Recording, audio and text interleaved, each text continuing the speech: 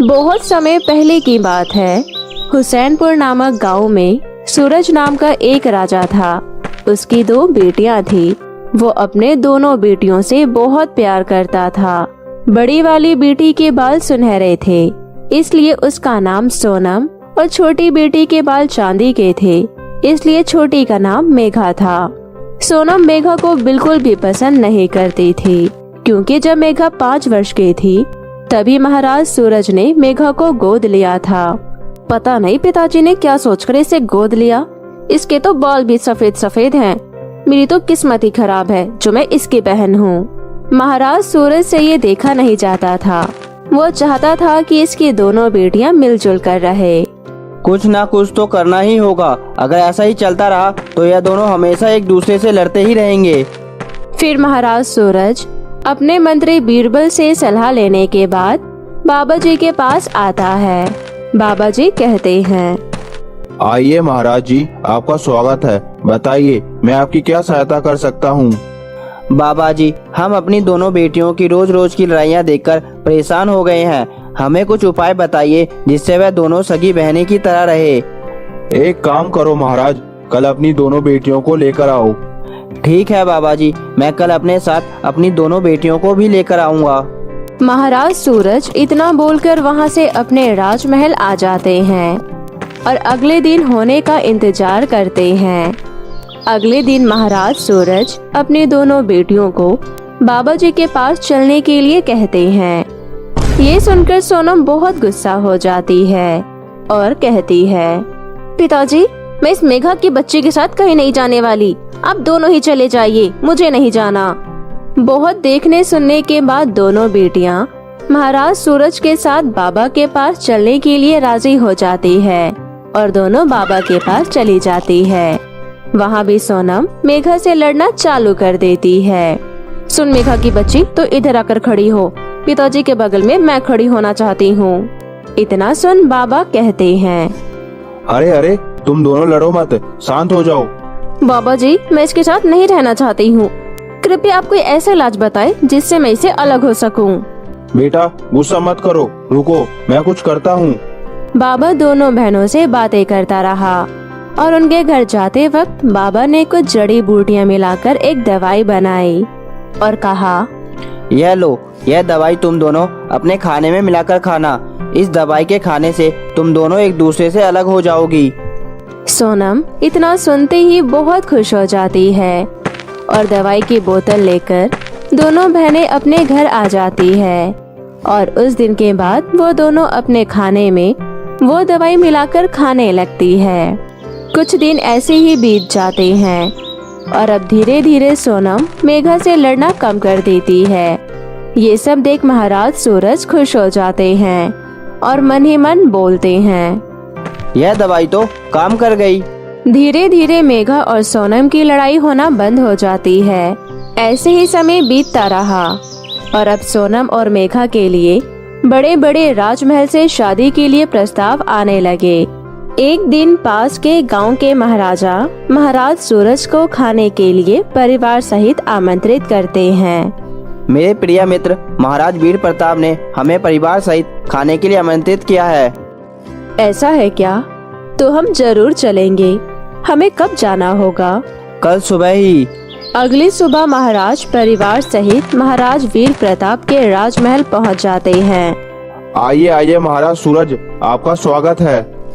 आहा, कितना सुंदर दिखते हैं राजकुमार ध्रुव, और मैं भी कितनी सुंदर हूँ। मैंने सुना है ये बहुत अमीर भी हैं। मुझे ऐसा ही पति मिलना चाहिए। मैं ऐसे पति के ही तो लायक हूँ। चलिए चलते हैं शिकार करने। हम शिकार करने नहीं जाएंगे पिताजी, आप जाइए। ठीक है, चलो हम लोग चलते हैं। ओहो, कितने सुंदर पंछी है और कितने हरे भरे पेड़। पता नहीं लोग यहाँ शिकार करने क्यों आते हैं। अरे, ये तो राजकुमार ध्रुव है। हाँ, वही तो लग रहे हैं। नजदीक जाकर देखती हूँ। राजकुमार ध्रुव, आप यहाँ? आप तो सबके साथ शिकार करने गए थे ना? ओहो राजकुमारी मेघा, मैं सबकी नजरों से छिपकर शिकार छोड़कर यहाँ आ गया। मुझे पक्षियों का शिकार करना अच्छा नहीं लगता। शिकार से अच्छा तो मुझे जंगलों के पेड़ पर बैठकर पक्षियों को गाना सुनाना अच्छा लगता है। लेकिन आप शिकार पर क्यों नहीं गई राजकुमारी? मुझे भी आपकी तरह पक्षियों का गाना सुनना अच्छा लगता है। आइए आइए, हम यहाँ पर बैठकर दोनों पक्षियों का गाना सुनते हैं। वाह, आपके बाल तो बहुत ही सुंदर है। सच में? सच में, ऐसा चांदी जैसा रंग मुझे बहुत ही अच्छा लगता है। उस दिन के बाद से मेघा और राजकुमार ध्रुव दोनों एक दूसरे से बातें किया करते थे। एक दिन सोनम अपने पिताजी और माताजी से कहती है, पिताश्री और माताश्री, मुझे आप दोनों से कुछ बात करनी है। क्या बात है मेरी प्यारी पुत्री, बताओ। मुझे राजकुमार ध्रुव बहुत पसंद है, मैं उनसे शादी करना चाहती हूँ। वाह, ये तो बहुत ही अच्छी बात है। मैं आज ही अपने मित्र महाराज वीर प्रताप से तुम्हारी शादी के लिए बात करता हूँ। ये सारी बातें मेघा सुन लेती है। वो मन ही मन सोचती है, नहीं नहीं, मैं ये क्या सुन रही हूँ। मैं और राजकुमार ध्रुव तो एक दूसरे से बहुत प्यार करते हैं, लेकिन मैं ये शादी रोक भी तो नहीं सकती। अब मैं क्या करूँ। महाराज सूरज महाराज वीर प्रताप से अपनी बेटी की शादी की बात करते हैं। महाराज वीर प्रताप इस बात से बहुत खुश होते हैं, लेकिन विवाह से एक बार पहले वो अपने पुत्र ध्रुव से पूछने जाते हैं। राजकुमार ध्रुव, हाँ कहिए पिताजी, क्या कहना है? मैं तुम्हारी शादी महाराज सूरज की पुत्री से तय करने जा रहा हूँ। तुम्हें कोई आपत्ति तो नहीं है ना? महाराज सूरज की पुत्री? नहीं पिताजी, मुझे कोई आपत्ति नहीं है। ठीक है, मैं तुम्हारी शादी की बात कल सुबह ही पक्का कर देता हूँ, क्योंकि मेरे मित्र को अपने राजमहल लौटना भी है। महाराज वीर प्रताप अपने मित्र राजा सूरज को शादी के लिए हाँ बोल देते हैं और फिर राजा सूरज अपने राजमहल पहुंच जाते हैं। एक रात बिना किसी को बताए सोनम घर से बाहर जाती है। मेघा सोनम को बाहर जाते देख लेती है और उसके पीछे पीछे जाने लगती है। सोनम वहां से गुजर रही होती है कि तभी कुछ डाकुओं की नजर उसके सुनहरे बालों पर पड़ती है। तभी एक डाकू बोलता है, अरे यह तो महाराज सूरज की पुत्री है। मैंने सुना था इसके पास तो सोने के बाल है, लेकिन आज देख भी लिया। चलो आज इसे पकड़कर इसके सारे बाल काट लेते हैं। उन्हें बेचकर हमें बहुत ही पैसा मिलेगा, हम अमीर हो जाएंगे। डाकू सोनम को पकड़ लेते हैं और अपने साथ उठाकर ले जाते हैं। मेघा ये देख सोनम के पीछे पीछे आती है। डाकू सोनम को एक जगह लाकर कुर्सी पर बैठा देते हैं और उसके चारों तरफ खड़े हो जाते हैं। उनमें से एक डाकू सोनम के बाल काटने के लिए जैसे ही आगे बढ़ता है कि तभी मेघा उनके सामने आ जाती है और कहती है, रुको, मेरी दीदी को चुपचाप छोड़ दो, नहीं तो तुम्हारे लिए अच्छा नहीं होगा। ऐ बच्ची, चुपचाप यहाँ से चली जा, नहीं तो अभी बताता हूँ तुझे। इतना कहकर डाकू मेघा की तरफ आगे बढ़ते हैं। तभी मेघा अपने सर से कुछ बाल तोड़ती है और एक मंत्र पढ़ती है। मंत्र पढ़ते ही मेघा के बाल एक तलवार में बदल जाते हैं और मेघा वो तलवार डाकुओं को दिखाकर आगे बढ़ती है। डाकू तलवार देखकर डरकर घुटने टेक देते हैं कि तभी सोनम मेघा को गले लगा लेती है। तभी वहाँ महाराज अपने सैनिक के साथ आ जाते हैं। मेघा अपने पिताजी को सारी बात बताती है। मेघा की बहादुरी देखकर महाराज सूरज प्रसन्न हो जाते हैं। तभी महाराज सूरज अपने सैनिकों से कहते हैं, बंदी बना लो इन डाकुओं को।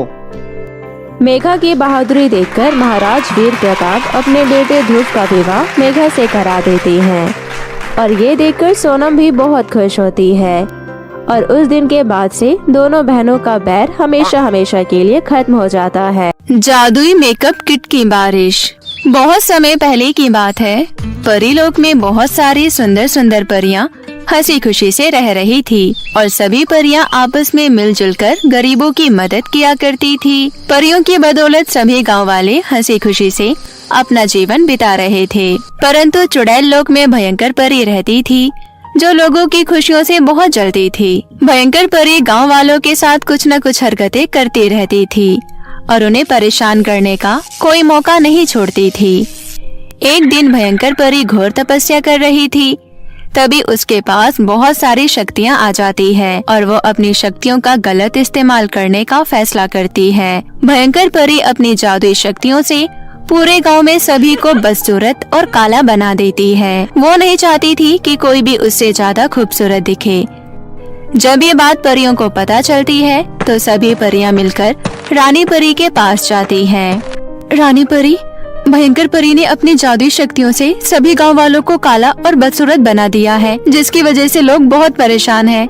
अपने इस हालत को देखकर वो मदद के लिए हमें पुकार रहे हैं। रानी परी, ये तो बहुत बुरी बात है। आखिर भयंकर परी कभी नहीं सुधर सकती। हमने भयंकर परी को बहुत से मौके दिए सुधरने को, परंतु अब हमें लगता है कि हमें भयंकर परी को एक बंदी बनाकर अपने साथ कैद में रखना होगा, नहीं तो ये भयंकर परी पृथ्वीलोक पर आम इंसान को जीने नहीं देगी। लेकिन रानी परी, आपको तो पता ही है भयंकर परी की जादुई शक्तियाँ बहुत बढ़ गई है, इसलिए वो लोगों के साथ इतना बुरा कर रही है। आखिर इतनी शक्तियों के आगे हमारी परियां भयंकर परी का सामना नहीं कर सकती है। तुम चिंता मत करो परियों, मेरे पास इसका एक उपाय है, परंतु इससे पहले हमें भयंकर परी के जादू को खत्म करना होगा और गांव वालों को दोबारा उनकी खूबसूरती वापस देनी होगी। परंतु रानी परी, ये कैसे संभव हो सकता है? परियों, हमारे पास कुछ मेकअप किट रखी हुई है। मुझे लगता है कि हमें उस मेकअप किट की गांव में बारिश करवा देनी चाहिए। इससे गांव में सभी लोगों को मेकअप किट से अपनी खूबसूरती वापस मिल जाएगी और फिर हम सभी परियां एक बार फिर से भयंकर परी का ये सपना फेल कर देंगे। ये सुनकर सभी परियां रानी परी की बात मान लेती है। रानी परी अपनी जादुई शक्तियों से गांव में मेकअप किट की बारिश करवा देती है। ये सारा दृश्य गांव के कुछ लोग देख रहे होते हैं। अरे, ये तो कमाल हो गया, यहाँ तो ढेर सारे मेकअप किट की बारिश हो रही है। अरे नहीं नहीं बहन, मुझे तो ये कोई शैतानी ताकत का काम लगता है। कहीं ये सब चुड़ैल तो नहीं कर रही, जिसने हमें पहले से भी ज्यादा बदसूरत बना दिया है। हाँ, तुम सही कह रही हो, हमें यहाँ से फौरन निकल जाना चाहिए।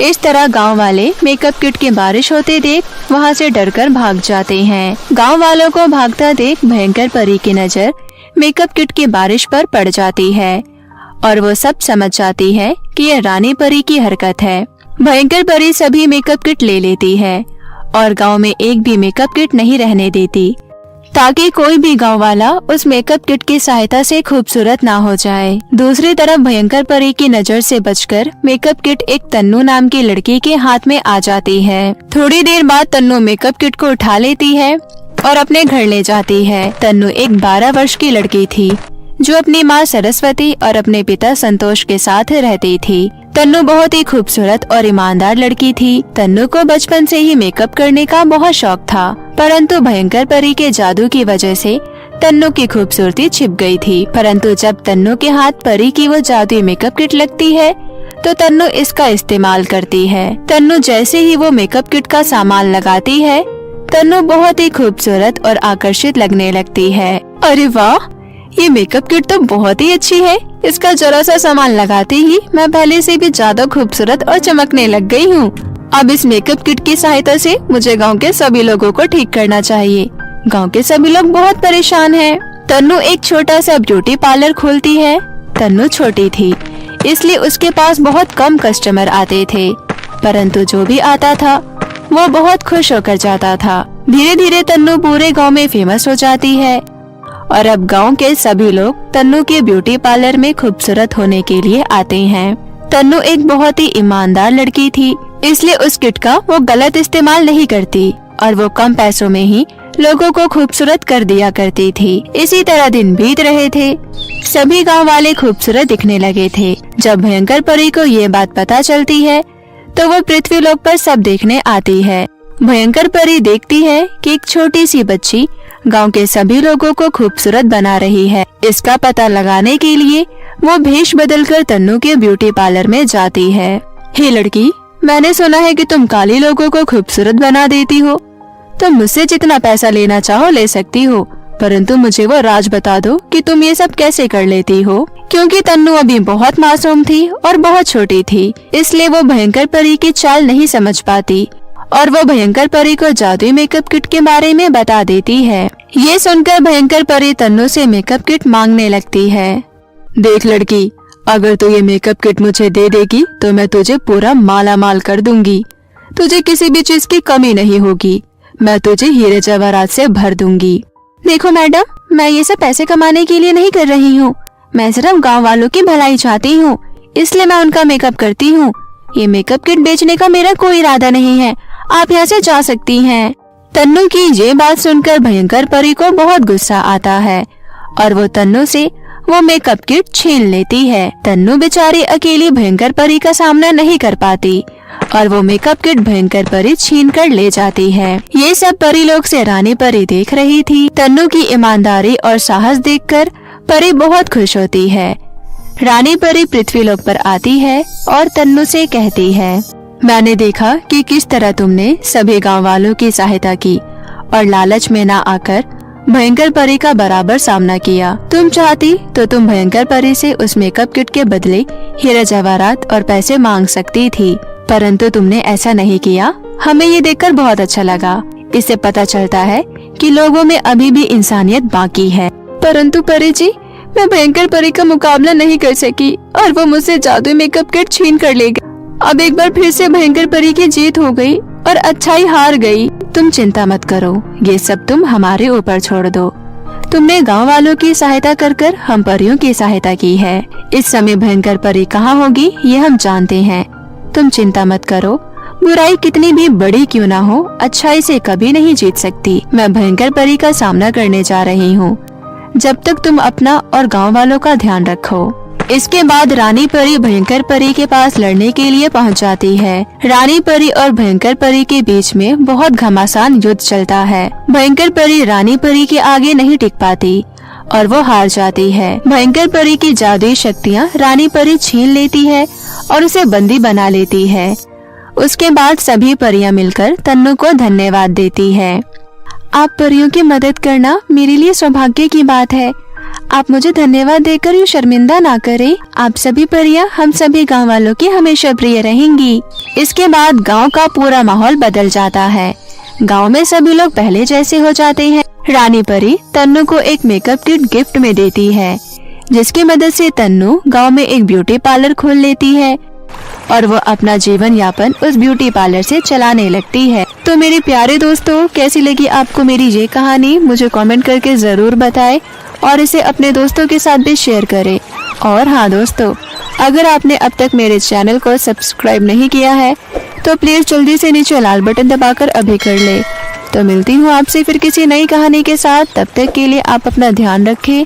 बाय बाय दोस्तों। जादुई चंद्रहार। माधुरी और प्रमोद की शादी को 4 साल बीत गए थे। माधुरी पूरी तरीके से अपने घर गृहस्थी में रम गई थी और प्रमोद प्राइवेट कंपनी में काम करता था। पिताजी रिटायर हो गए थे और जो पैसा मिला था उससे ही घर खरीद लिया और बाकी जो कुछ बचा था वो प्रमोद और माधुरी की शादी में खर्च हो गया था। प्रमोद की तनख्वाह से ही घर चलता था। माधुरी ने अपनी शादी की पहली रात को ही बड़ी मासूमियत से कहा था कि बचपन में उसने जब से गमन फिल्म देखी थी तब से उसकी एक चंद्रहार पहनने की इच्छा थी, पर अभी तक वो उसकी ख्वाहिश पूरी नहीं हो पाई। प्रमोद अपनी लाई हुई सारी तनख्वाह माधुरी को ही दे देता था। हर महीने थोड़े बहुत माधुरी पैसे बचा कर रखती, लेकिन महीने का आखिरी समय आते आते वो पैसे भी खर्च हो जाया करते थे। अब माधुरी का जन्मदिन आने वाला था। प्रमोद उसको काम करते हुए देखकर मासूमियत से सोचता है, माधुरी, जब से मेरे घर में आई हो, जब से तुमने पूरे परिवार को अच्छे से बांध कर रखा है और सबका पूरा ध्यान रखती हो, सबको संभाल कर रखती हो, आज तक तुमने मुझसे एक भी फरमाइश नहीं की सिवाय एक चंद्रहार के। प्रमोद उस दिन जब शाम को कुछ सामान लेने बाहर गया तब उसने वहाँ देखा कि एक बूढ़ी औरत आर्टिफिशियल कंगन, चूड़ियाँ और हार बेच रही थी। प्रमोद ने उस बूढ़ी औरत की तरफ देखकर उससे पूछा, अम्मा, क्या आपके पास चंद्रहार मिल जाएगा? उस बूढ़ी औरत ने प्रमोद के तरफ एक गहरी नजर डाली और बोली, है तो। पर प्रमोद ने बूढ़ी औरत की पूरी बात सुने बिना ही वो चंद्रहार मांग लिया। अम्मा, तुम बस एक जोड़ी चंद्रहार दे दो। बुढ़िया ने अपने संदूक के सबसे नीचे से एक मखमली कलर का डब्बा निकाला और चंद्रहार निकालकर दिखा दिया। वो चंद्रहार बहुत खूबसूरत था। दिखाने के बाद बुढ़िया ने कहा, बेटा, इसका दाम बहुत ज्यादा है। जो भी हो, आप बस दे दो। इतना बोलकर प्रमोद ने अपने मन में सोचा, इसका मूल्य सोने से अधिक थोड़ी ना होगा। वो पूरे 300 रुपए देकर उस चंद्रहार को ले आया। घर आकर प्रमोद ने वो डब्बा माधुरी के हाथों में थमा दिया। उस चंद्रहार को देखकर माधुरी का चेहरा खिल उठा और उसने बड़ी मासूमियत से बोला, आपके पास इतने पैसे कहाँ से आए जो आपने इतना महंगा मेरे लिए चंद्रहार खरीद लिया? अरे तुम पहनकर तो देखो। माधुरी ने तुरंत वो चंद्रहार पहन लिया और बोली, क्या आपको याद था कि मैंने आपसे चंद्रहार मांगा था? पत्नी की पहली और आखिरी ख्वाहिश कैसे भूल सकता हूँ, क्योंकि उस दिन के बाद से तुमने मुझसे कुछ और मांगा ही नहीं। अच्छा सुनो, कल मैं अपने मायके जाऊंगी। मेरी सहेली नीलम ने कहा था कि अगर शादी में तुम्हारा चंद्रहार नहीं आया तो बाद में कहाँ से आएगा, क्योंकि ससुराल वाले तो शादी के बाद कुछ नहीं देते, शादी में ही जो देते हैं वही बस अपना होता है। मुझे उसे ये चंद्रहार दिखाना है। ये सुनकर प्रमोद ने हंसते हुए कहा, ठीक है, चली जाना। दूसरे दिन माधुरी जल्दी उठकर घर का सारा काम निपटाकर अपने मायके चली गई और जब उसकी सहेलियों को पता चला कि माधुरी अपने ससुराल से आई है तो सब उससे मिलने के लिए चली आई। माधुरी उन्हें बिठाकर बोली, मैं अभी आती हूँ, और वो अंदर गई और जाकर उसने अपनी जैसे ही अटैची खोली तो उसके आश्चर्य की सीमा ही ना रही, क्योंकि उसके अटैची में अब कम से कम 8 मखमली वैसे ही डिब्बे रखे थे जिस डिब्बे में चंद्रहार था। और उसने एक एक करके सारे डिब्बे खोले और उसने देखा कि अब उन 8 के 8 डिब्बे में वैसा ही जड़ाऊ चंद्रहार है। वो बिना पलक झपकाए कुछ देर वहीं बैठी रही। तभी बाहर से उसकी सहेली नीलम ने उसे आवाज लगाई, अरे हमें यहाँ बिठाकर खुद कहाँ चली गई माधुरी? माधुरी ने फटाफट अपनी अटैची बंद की और अपना एक जड़ाऊ चंद्रहार लेकर अपनी सहेलियों को दिखाने पहुँच गई। सारी सहेलियों ने अपने हाथों में ले लेकर उसका चंद्रहार देखा और खूब प्रशंसा की। और शाम को माधुरी जब अपने ससुराल वापस आई, उसने प्रमोद को एक साथ सारे चंद्रहार दिखाए। प्रमोद तो खुद ही चकित रह गया, क्योंकि उसने तो एक ही, वो भी आर्टिफिशियल चंद्रहार खरीदा था, पर ये सारे तो शुद्ध सोने के जड़ाऊ चंद्रहार थे। दूसरे दिन प्रमोद ने अपने ऑफिस से छुट्टी ले ली और बाजार जाकर उस बुढ़िया को ढूंढने लगा, पर कोई भी उस बुढ़िया के बारे में जानता ही नहीं था। फिर प्रमोद एक चंद्रहार लेकर सुनार के पास गया। जब वो हार सुनार को दिखाया तो सुनार बोला, यह हार तो बहुत कीमती है, और यह आपने कहाँ से खरीदा? यह तो शुद्ध सोने का है। ये सुनकर प्रमोद घर पहुंचा और आते ही माधुरी से बोला, यह तो बहुत आश्चर्य की बात है माधुरी। चलो सारे चंद्रहार सुनार के पास बेचकर पैसे ले आते हैं और एक हार मैं अपने पास रख लेती हूँ। फिर उन्होंने सारे चंद्रहार बेच दिए, सिर्फ एक माधुरी ने अपने पहनने के लिए रख लिया। उनके पास बहुत सारे पैसे आ गए और फिर 3-4 दिन बाद माधुरी ने जब अपनी अटैची फिर से खोली तो वो आश्चर्य से चीख पड़ी, प्रमोद जल्दी इधर आइए, आकर देखिए। प्रमोद ने देखा कि इस बार माधुरी के अटैची में फिर से मखमली डब्बे में खूब सारे हार रखे हुए थे, जिसमें बहुत सारे चंद्रहार थे। अब प्रमोद को सब कुछ समझ आ गया था। शायद यह चंद्रहार कोई जादुई हार है। यह तो सुना ही होगा माधुरी, जब ईश्वर देता है तो छप्पर फाड़ कर देता है। वे लोग जितना चंद्रहार बेचते उतने ही चंद्रहार उनके अटैची में फिर से आ जाते। अब तो उनके पास काफी पैसा हो गया था। अब प्रमोद ने अपनी दुकान खोल ली और अपना व्यापार कर लिया। इस बात को बहुत साल बीत गया। माधुरी और प्रमोद के घर अब एक बेटे का जन्म हुआ। तभी उन लोगों ने घर के कुछ काम काज के लिए एक काम वाली भी रख ली थी। उस समय घर में बहुत लोगों का आना जाना था। इसी वजह से माधुरी ने अपने गले से चंद्रहार निकालकर अलमारी में रख दिया था। पद्मा उनकी नई नई काम वाली थी, तो वो उस घर में ताक लगाए बैठी रहती थी। उसने माधुरी के इधर उधर होते ही अलमारी में से माधुरी का चंद्रहार निकाल लिया, लेकिन कामवाली के घर से बाहर निकलने से पहले ही वो चंद्रहार का डब्बा उसके हाथ से छूटकर अपने आप गिर गया। और तभी आवाज सुनकर माधुरी आ गई। माधुरी को देखकर कामवाली घबरा गई। माधुरी ने उसे पकड़ लिया। तभी पद्मा बोली, तुम्हें जो करना है करो, लेकिन मुझे ये बताओ कि क्या इस डब्बे में करंट है? ये करंट मेरे हाथों में कैसे लगा? मैं वही सोचकर तो हैरान हूँ। माधुरी कुछ नहीं बोली, पर उसको भी इस बात का आश्चर्य हुआ। लेकिन सबसे पहले उसने उस पद्मा को घर से काम से निकाल दिया। प्रमोद ने माधुरी के साथ जाकर मंदिर के बाहर भंडारा करवाया, वृद्ध आश्रम खुलवाए, स्कूल खुलवाए, गरीब बच्चों के लिए काफी कुछ पुण्य के काम किए। उन दोनों से जितना हो सकता था उन दोनों ने गरीबों की उससे ज्यादा मदद की, क्योंकि वो दोनों जानते थे कि गरीबी क्या होती है। चंद्रहार ने उन दोनों के जीवन में बहुत सारी खुशियां भर दी। तो मेरे प्यारे दोस्तों, कैसी लगी आपको मेरी ये कहानी? मुझे कमेंट करके ज़रूर बताएं और इसे अपने दोस्तों के साथ भी शेयर करें। और हाँ दोस्तों, अगर आपने अब तक मेरे चैनल को सब्सक्राइब नहीं किया है तो प्लीज़ जल्दी से नीचे लाल बटन दबाकर अभी सब्सक्राइब कर लें। तो मिलती हूँ आपसे फिर किसी नई कहानी के साथ। तब तक के लिए आप अपना ध्यान रखें। बाय बाय दोस्तों। शिवा अपनी पत्नी अंजलि और अपनी बेटी रूपा के साथ केशवपुर गांव में हंसी खुशी से रहता था। उसका छोटा सा परिवार आपस में बहुत ही प्रेम और एकजुट होकर रहते थे।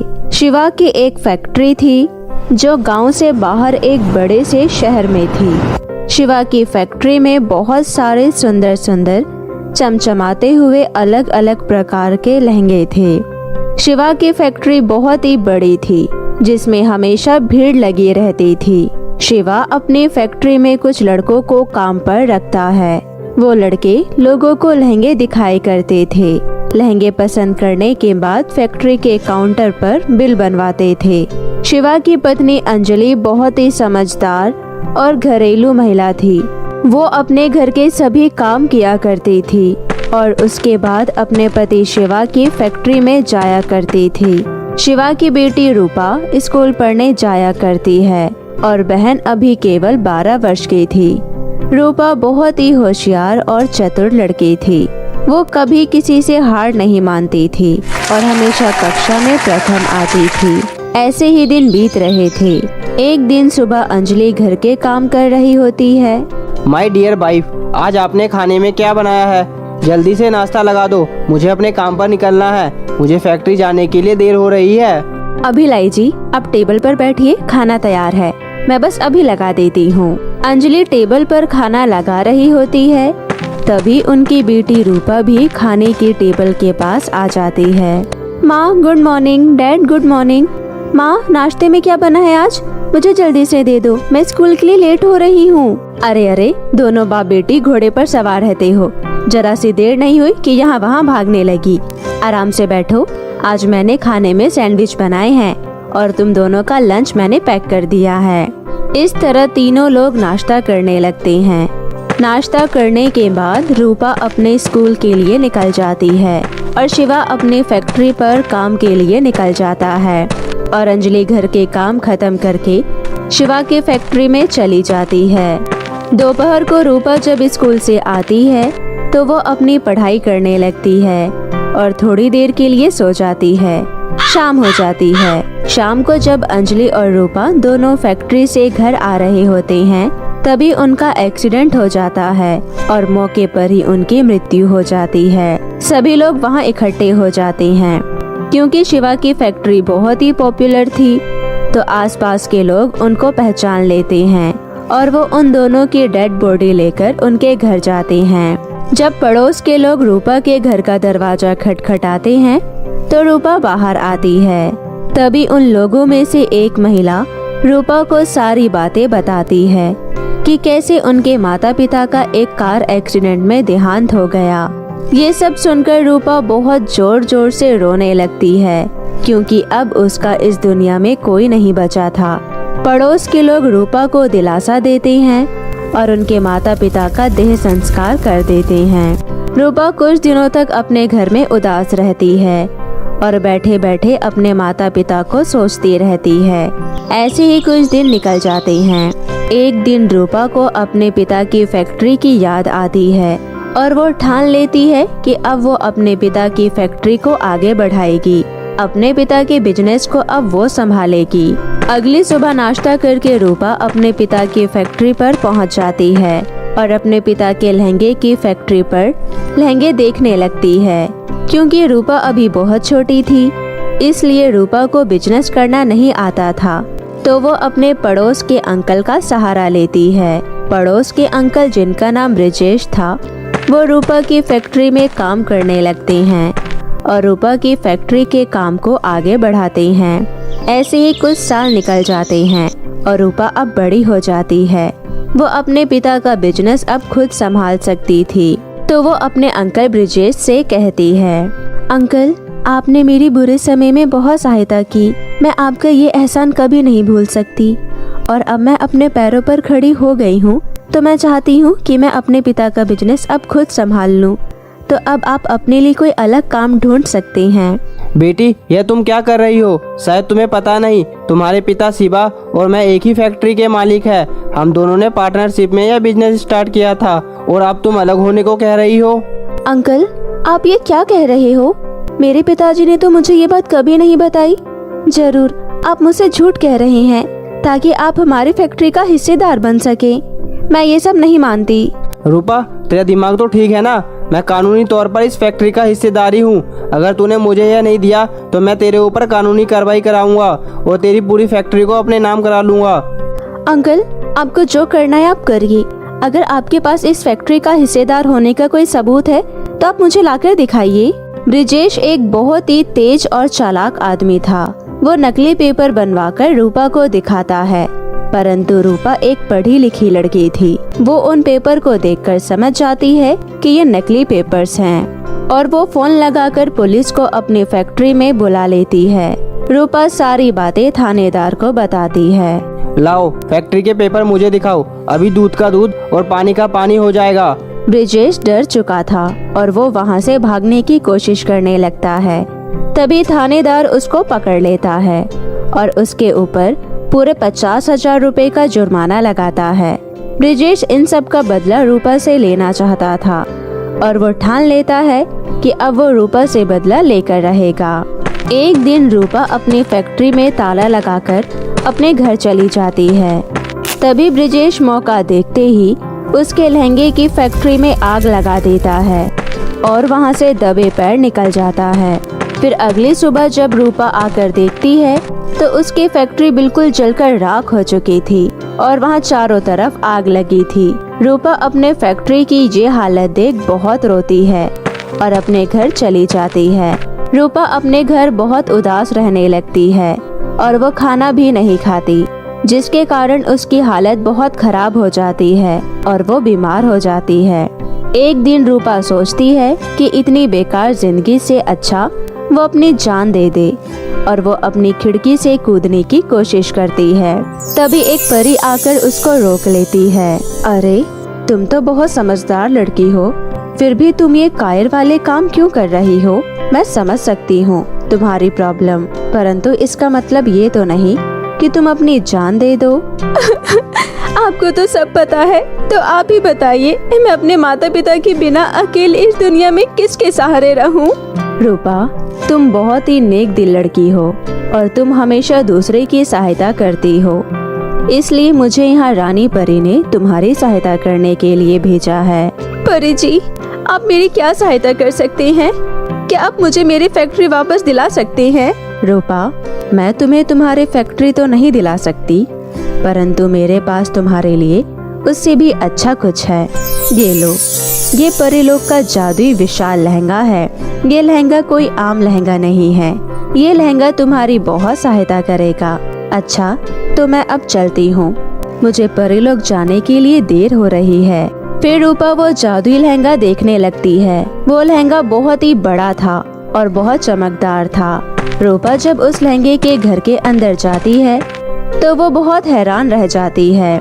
रूपा उस जादुई विशाल लहंगे में देखती है कि उसमें कई तरह तरह के लहंगे हैं। रूपा ये सब देखकर बहुत खुश हो जाती है। तभी उस घर से आवाज आती है, रूपा बेटा, तुम्हारा इस लहंगे के घर में स्वागत है। ये लहंगे का घर तुम्हारी सभी इच्छाएं पूरी करेगा और तुम्हें खाने के लिए स्वादिष्ट भोजन, पहनने के लिए अच्छे अच्छे लहंगे और तुम्हारी सभी जरूरतों का सामान तुम्हें देगा। रूपा ये सब देखकर बहुत खुश होती है और वो उस लहंगे के घर में रहने लगती है और उस लहंगे के घर के लहंगे को बेचने लगती है, जिससे रूपा बहुत सारे पैसे कमाती है और बहुत अमीर हो जाती है और वह उस जादुई लहंगे के घर में हंसी खुशी से रहने लगती है।